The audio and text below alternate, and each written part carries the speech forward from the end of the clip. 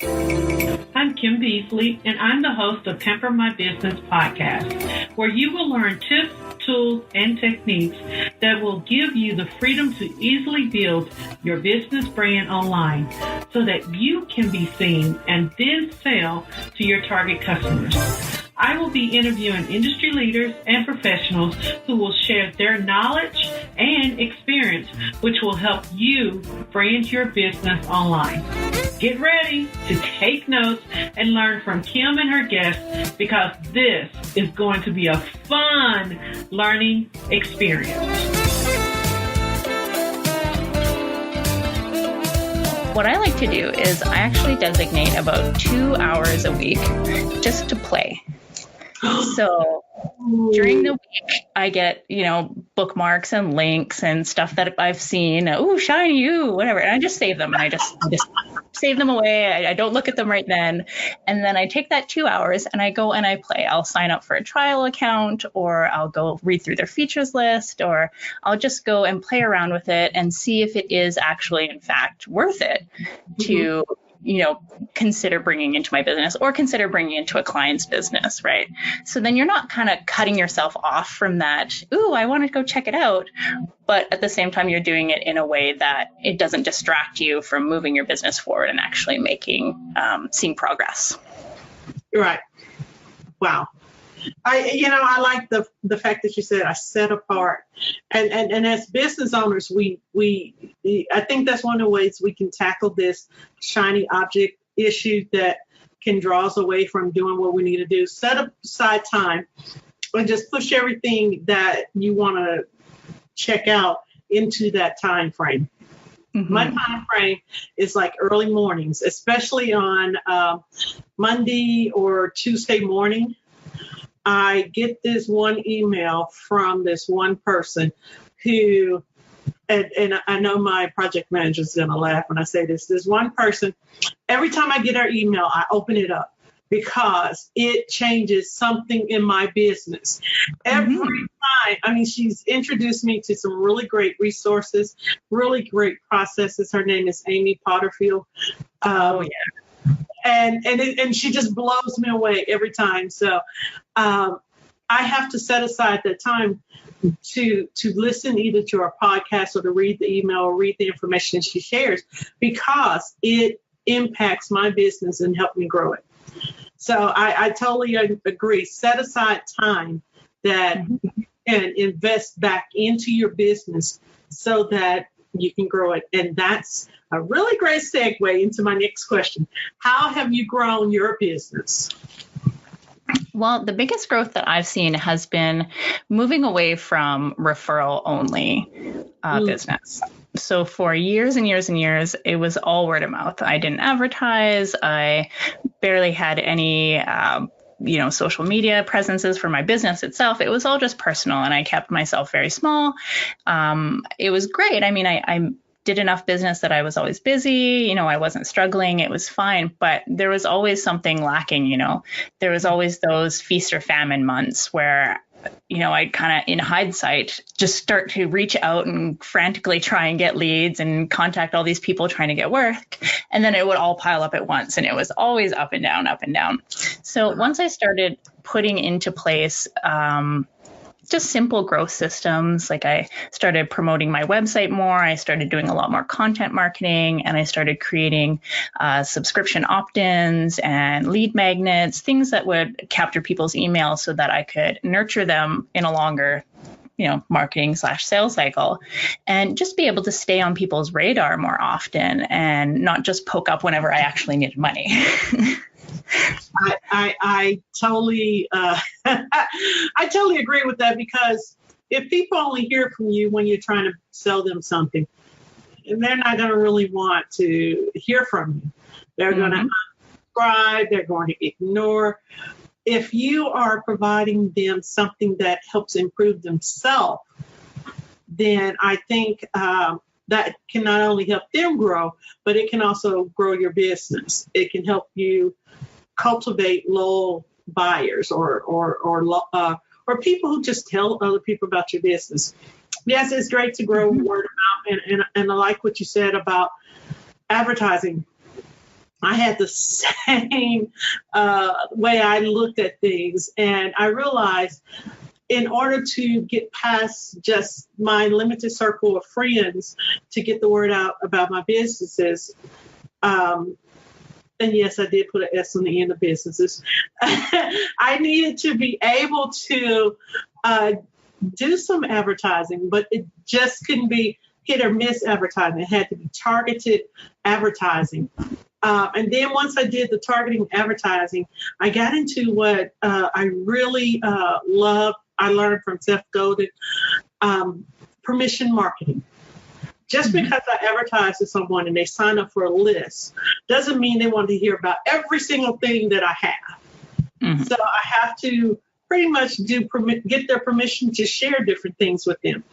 And as you're growing your business, these are things you got to keep in mind as you're cultivating your subscribers or your mailing list.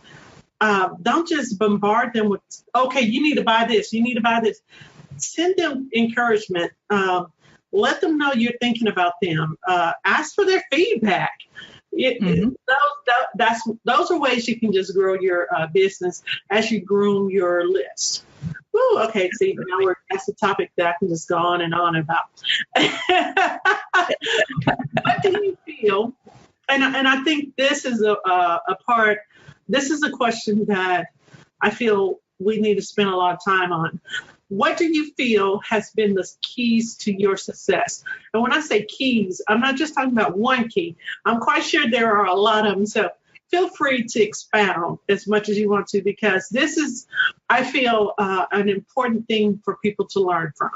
So please share it with us. What do you feel some of the keys to your success have been? For sure. Well, I guess the first key would be I go far over and above for all of my clients. And I've always been that way. I'm definitely a perfectionist. And in anything I do, I will, people will say, well, just get it to just ship it. Just get it to almost there and ship it. And I do not believe in that mentality, especially for my client work. So I will take a lot of extra time and I will make it almost or as near perfect as I possibly can. And then as I go over and above, I'll always bake in time to add, kind of delightful details. So things that they didn't specifically ask for, or, functionality, or maybe an automation that even though it wasn't part of the original plan, I know it would complement, or I know that it would go a long ways towards just giving them such a great impression of my work with them. And I've just done that consistently over and over and over the past 15 years. And I think that's why the clients that I've worked with have just become raving fans. So anybody that recommends me with like 6 exclamation points. Okay, I got to jump on that. Raving fans. Tell us what a raving fan is and why it's important to have them. Well, it's so important to have raving fans. And I mean, I can't remember who said that it's more important to have 1,000 dedicated fans than 1 million followers. And these are the people who, at every given chance to recommend you, they will. You're always on the top of their mind. If someone even remotely has something that they're dealing with that they believe you'd be a good fit for, you're the very first person they recommend. And this really, really helps too, because personal recommendations have so much more weight than, say, a link or an ad or something where it's not coming with that personal kind of nod or hat tip from someone that you already know. So how many times have you hired someone or gone to a program or a conference or something because someone that you knew told you, oh my gosh, this is amazing, you have to check it out. And of course, when someone tells you that, you say, oh, for sure, I'm totally going to go check that out now if you loved it so much, right? Yes, definitely. I think our businesses need to have raving fans. And that is a specific key to the success of your business. The project I mentioned in the corporate company I landed back in 2012, it started off with one project manager, and then she by word of mouth, she's told other project managers. So I ended up having, at one time, I had like 4 or 5 contracts going with this one company because I was working with that many different project managers. And because she's a raving fan, she's still sending people my way.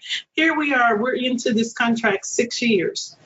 And it was it was something that I didn't expect to happen.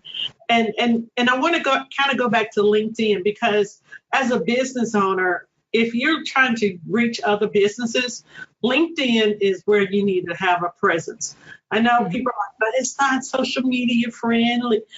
Who cares? Get on LinkedIn, share the information about yourself, optimize your profile for your keywords, and you will be found. You will be. And I mentioned that because it is a key to success. And when it came to LinkedIn, what are some of the aspects that you liked about it? Well, I think it's very straightforward. There's not quite a bit of there's a lot of speculation when it comes to Facebook and Instagram and Twitter with the algorithms and with all the different types of things you have on there, pages, groups, profiles, all of this stuff. And they're constantly changing the rules. Whereas LinkedIn, I think from the start has been very straightforward.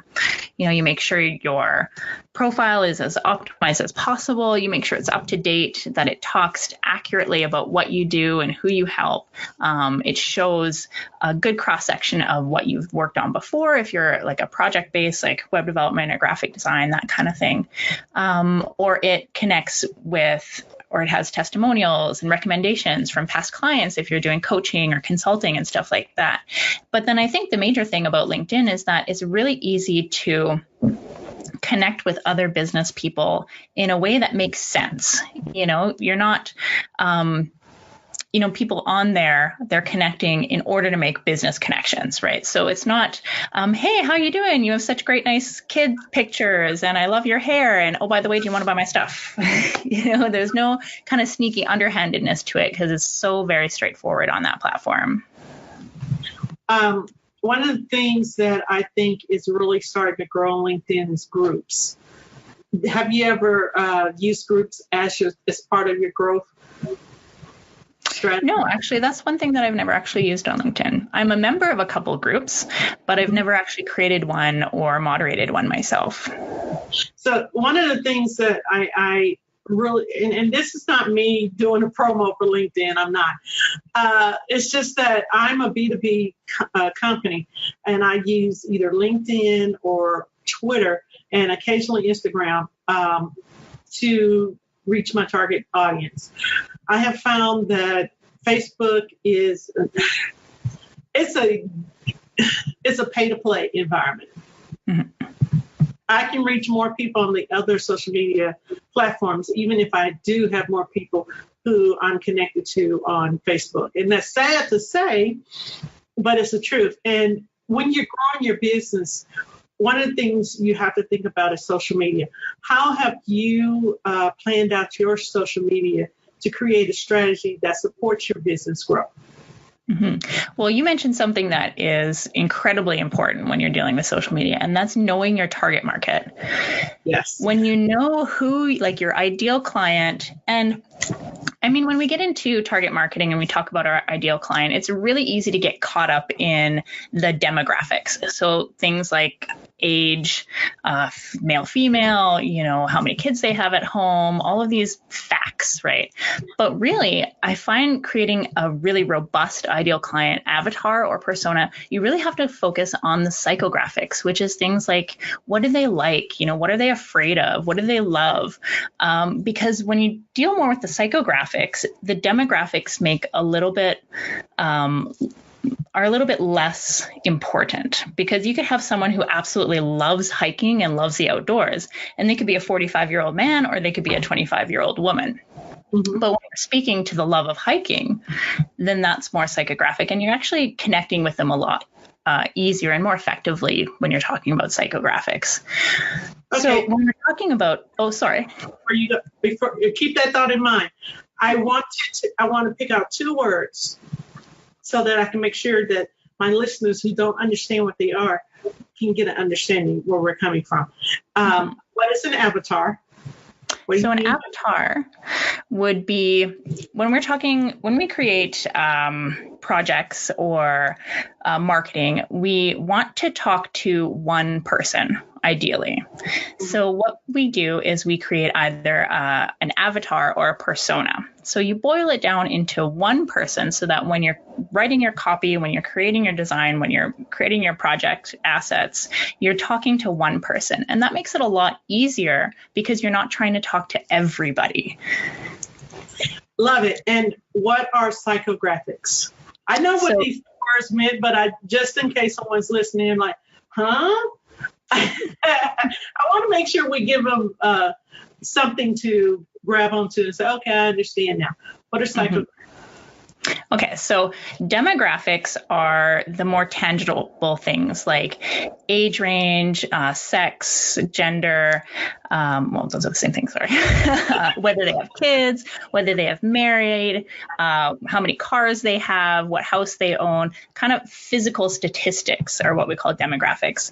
Where psychographics are more personal. So, I mean, psychology, it's all in the head. So these are things like what do they love? What are they interested in? What are they afraid of? What sort of personal issues or triumphs or tribulations are they dealing with right now? What are they scared of?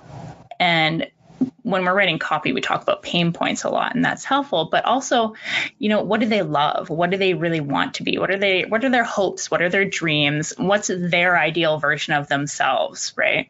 So these are a lot more powerful because when we deal with psychographics, we really, have you ever read a marketing sales page and felt like, yes, like this is me, you're talking to me, oh my goodness, wow, like these are all the issues I'm dealing with and this is exactly what I want. And then sure enough, at the end, you end up hitting buy, right? These are the pages that really focus on integrating psychographics into their copy and into their marketing strategies. So it's a lot more effective. It's a lot harder to do, but it's a lot more effective. So we have the avatar, we have the psychographics in place. How and you started explaining how these two can help you grow your business or keys to your success. Can you continue with that thought pattern now that we have a firm explanation of what those two are? Yeah. So when you have a really good avatar persona built out and you know exactly who you want to reach and who your ideal client is, then that really helps you make a decision as to where they're spending their time on social media. So if you're trying to reach let's say a young housewife in California who's, really wanting to raise her kids right and is really scared of all of these chemicals and pesticides and stuff in her home and really wants to make sure that, her kids are healthy, but doesn't want to seem like a, overbearing helicopter mom and is afraid of spoiling her kids and of somehow making her worse, right? Then that mom's probably going to spend a lot more time on Facebook and Instagram than LinkedIn and Twitter. So you would adjust your marketing and your social media efforts to include Instagram and Facebook a lot more than LinkedIn and Twitter. And it kind of gives you permission to ignore the ones that aren't going to get you to your ideal client. Correct. Oh my goodness. We can keep going on and on and on. I have so many questions for you. So I know that I'll be having you come back, Gabrielle. I really enjoyed having you with us today. To end out, how can my listeners get in touch with you? What do you have coming up? Please just share. Absolutely. Well, you can always find me at 12strong.com. It's 12strong.com. I'm on Instagram at Gabrielle_Chipeur, and I'm on Facebook at 12strong. That's my Facebook page. Coming up, I have so many things coming up, Kim. It's so exciting. Tell us, please. Okay. So I gave Kim a copy of my automation recipe guides, and coming up into 2019, I'm really focusing on breaking down automating things in your business into simple step-by-step recipes. So I have 3 of them in that guide. I've given that to Kim. Definitely grab your copy of it. And coming up, I have several products in the new year that are going to just really take this one step further and just really give you the step-by-step process to setting up some of these really simple automations so that you get out of your business and you can focus on working with your people, knowing that all of those fiddly little tech things are just running as they should in the background. That's awesome. I'm so excited. Oh, I'm sorry. I'm getting excited because I want to get my hands on it and go, oh, I can do this, and this. Okay. Those shiny objects here. Well, the good thing about these recipes is that they're designed to not take advantage of your shiny objects. So it's platform and tool independent. They're more strategies as opposed to tactics. So you can put them into place no matter what you're using right now. So everyone, you've heard from Gabrielle. Great information. In the show notes, you'll be able to sign up to download the giveaway that she has for you today. And I'll have links to her website and just general information about Gabrielle. I'm so excited that we had her today to come in and to share all about the information she did. If you could say one word about what you do and what your purpose is, what would that one word be? Oh, that really puts me on the spot there. The first thing that comes to mind is just ease. I'm here to make it easy. Yeah, good. You heard that right from her mouth. Gabrielle is here to make it easy for you. Thank you again for tuning in to listen to Pamper My Business podcast. This is your host, Kim Beasley.